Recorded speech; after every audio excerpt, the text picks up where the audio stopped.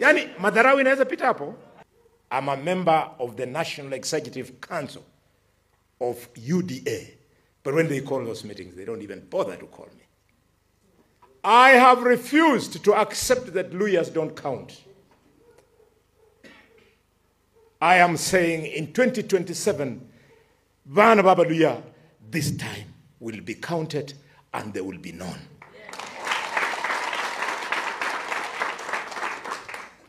As far as Mudavadi is concerned, as far as Wetangula is concerned, I'm going to make sure in 2027, whoever thinks that Luhyas are not there, now,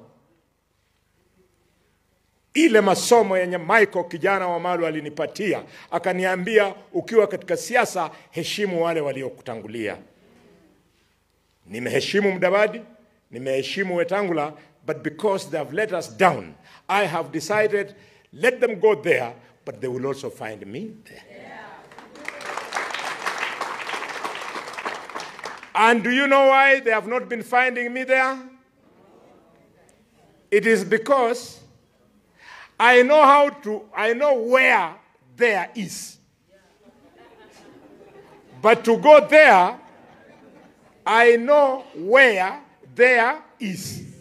But to go there, I have been relying on them so that tutembee pamoja, either kwa gari moja, ama gari ambaye inaweza kunipatia kamwanya kidogo, ndio nifike huko.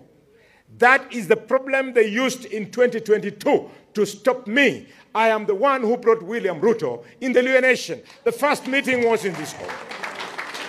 And President William Ruto, I tell you, my brother, my wife, she's lying there. You are the last dignitary she cooked for before she died. And I was shocked. He warned me and said, wewe uwezi uliza serikali maneno. Wewe ni chief whip, unastahili kunyamaza, kujibu maswali, na ujue tumekupatia gari. Really?